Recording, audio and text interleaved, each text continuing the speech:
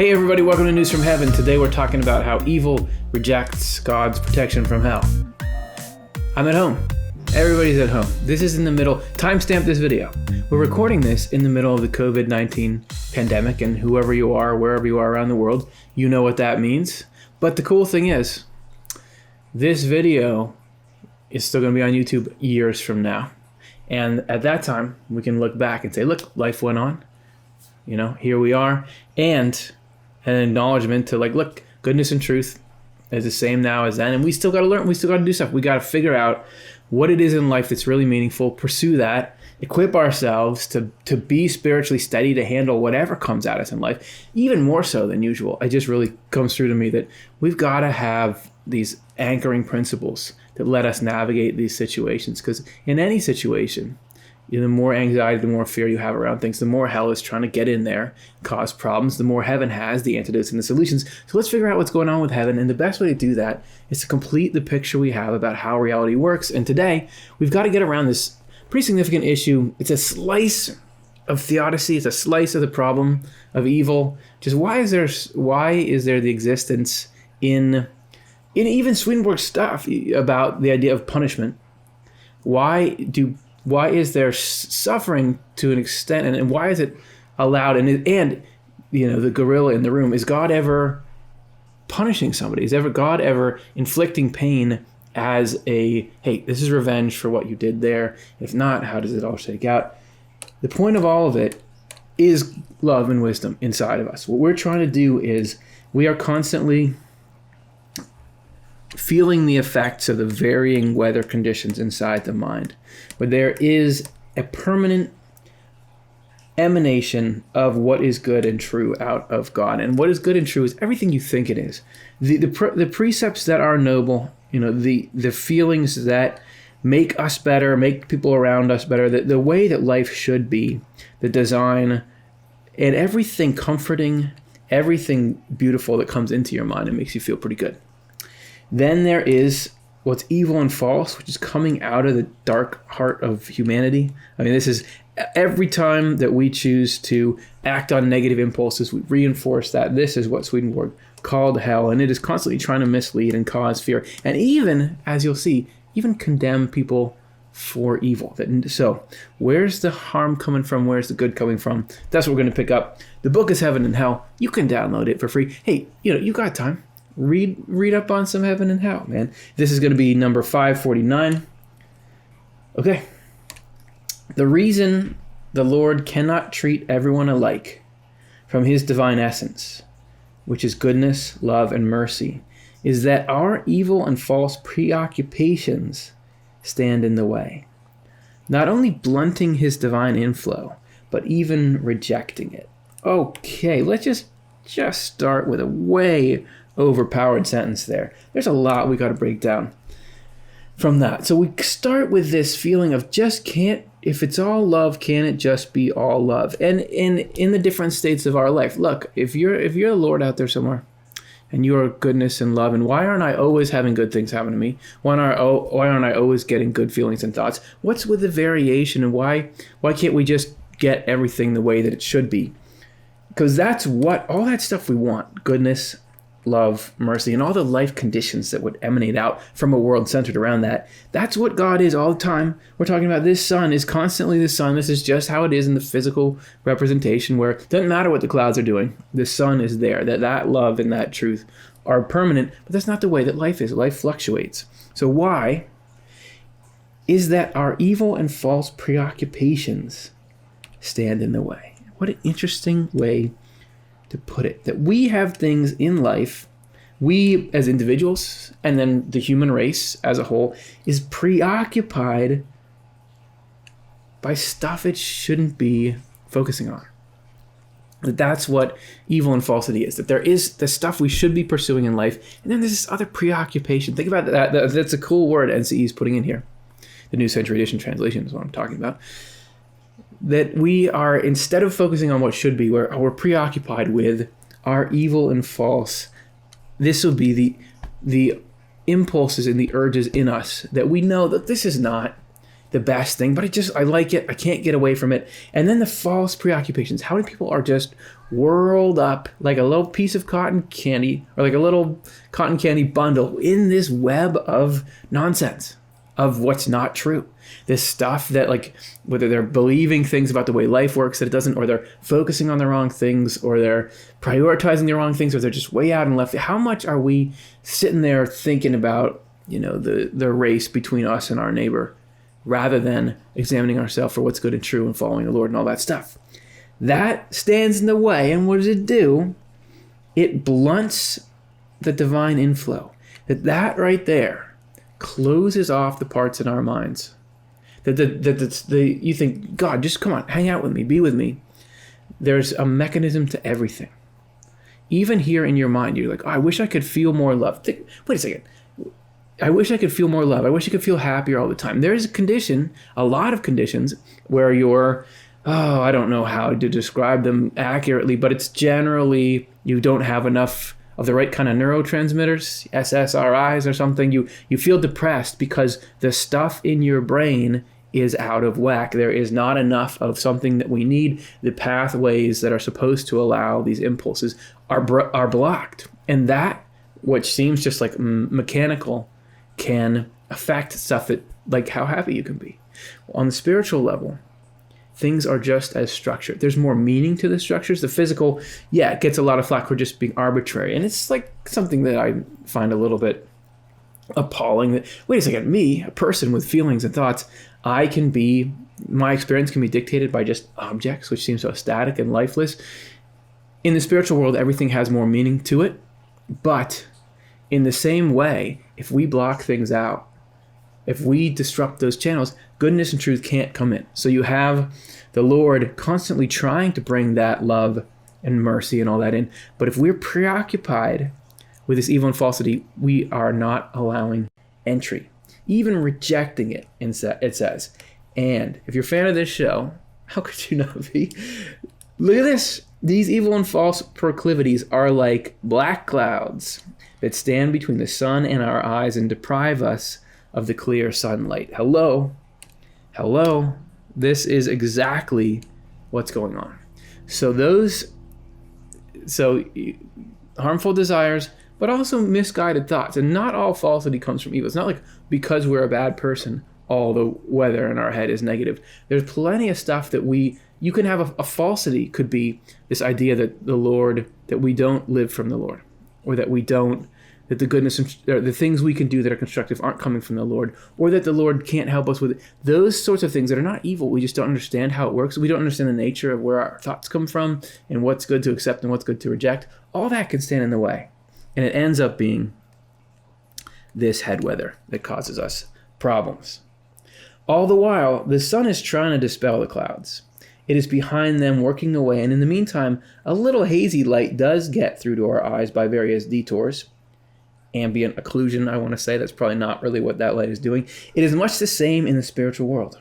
The sun there, if you think of the spiritual world as the world going on in our heart and mind, the sun there, is the Lord, and divine love, the light there is divine truth. The black clouds there are falsities from evil. The eye there is our ability to discern. So just like the clouds block sunlight from our eyes here, there, falsities block our ability to understand where the Lord is when we're looking for the Lord. To the extent that we are absorbed in malevolent falsity, don't do it. Who would want to be absorbed in malevolent falsity? It's hard to recognize, right?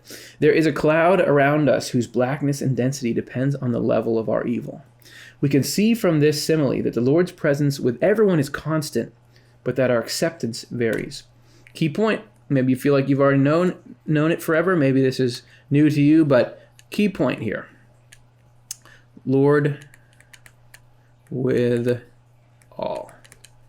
And not just the presence, but the intent to do good, to make happy, to heal, to save, however you want to describe the divine effort to put you in a permanent state of real lasting happiness.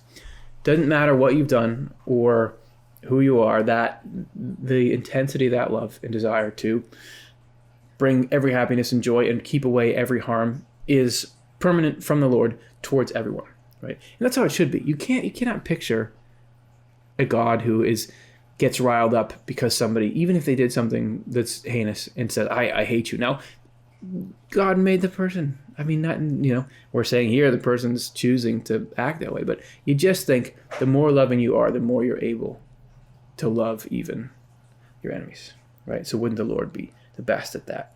This is setting up now. But where does all of this, if somebody does heinous things here in the world, we punish them. There's a number of ways we do it, but we will lock them up, put them in a particular place. Sometimes we will kill people if we feel like that's what has to happen. There's all kinds of punishments in different countries around the world, but it's a constant. Every society has it. So what's at the root of that mechanism, and where does God stand in that whole thing? What do you do? So if you're in the spiritual world and people want to commit evil, what is there a punishment there, and why? And this is where we start to get into sort of the title, I guess. Evil spirits. Okay, and this is also in Swedenborg. Swedenborg seems so love-centric and everything is rational, but also you have this all the time that he describes. Evil spirits are punished severely in the world of spirits. Is it a little disturbing? What's going on there? So first of all, what's the intent? To keep them terrified of doing evil.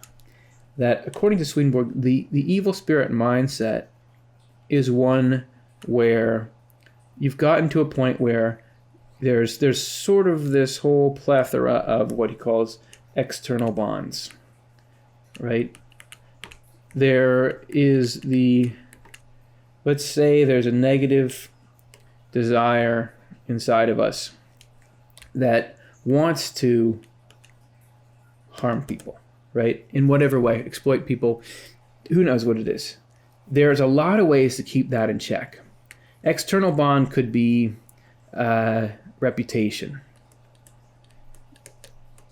You don't want to seem like a mean person or like a weirdo. So you say, I really, even though I want to do that, I really like seeming like a good person, so I won't. This is only when we're in a state of evil, right?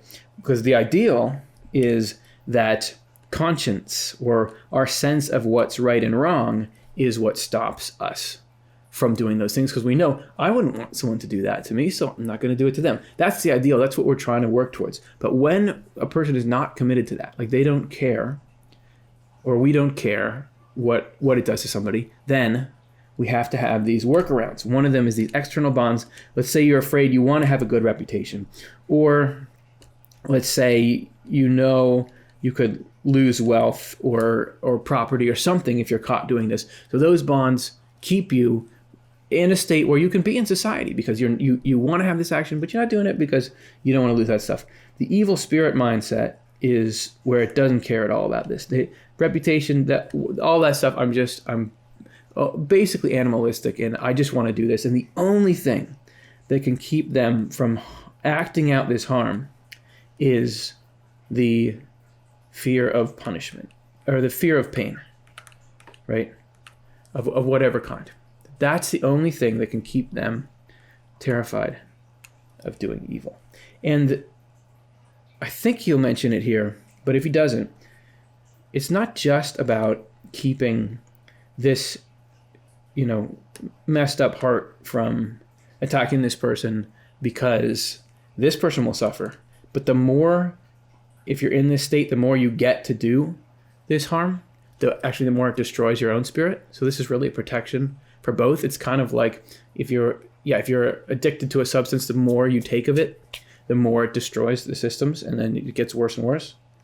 So that's the first thought, is there's always a function. If there's going to be something unpleasant allowed, there's got to be this function to it. So is it the Lord just laying down the law? Here's where Swedenborg attempts to explain how that kind of punishment and retribution can happen, but it's not the Lord doing it. And this is a little bit fascinating. Just a little bit fascinating. This too seems to come from the Lord, this punishment. But still, no punishment there does come from the Lord. It comes from the evil itself. Since an evil is so closely united to its punishment that they cannot be separated. Okay, I guess you can get that, but what's the mechanism? By which route does that happen? This is a cool, at least a clear explanation. The hellish mob, so all of the hearts that are like this that I explained before, craves and loves nothing more than inflicting harm. This is the joy. This sadism is the joy of the hellish mindset's life. I mean, that's what we can degrade into if we keep feeding into these cravings. That is what gets them going. Especially punishing and torturing. And they do inflict harm and punishment on anyone who is not being protected by the Lord. Okay, so it's not the Lord doing it. It's these people who've cultivated an enjoyment of doing that, but you still think it's kind of the Lord saying, well, I'm not going to protect you anymore. We'll see what happens. So here's the last wrinkle on it. So when something evil is being done from an evil heart, when we are here, when we take this step, that it's not that we are misguided, it's not that we don't understand the harm that we're inflicting, it's we know and we do it because we like to do it. Since this rejects any protection by the Lord, evil spirits assail the evildoer and inflict punishment. We talked up here about the rejection, right? The rejection of the divine influence. That if we are not just trying to break through these clouds to the sunlight, but are actively saying, you build up some more, let's get some more clouds. I love falsity. Falsity is great. Because the truth, if you know the truth, if you know that people are people and what the harm, really understand the harm that you're doing, it really makes it uncomfortable to go and do harm. So you want to build up this you rationalize it and justify it and make sure that you can keep doing it. So if we built that up, you reject the Lord. You reject the inflow of the Lord. And it's the Lord with a person that protects them from hell. So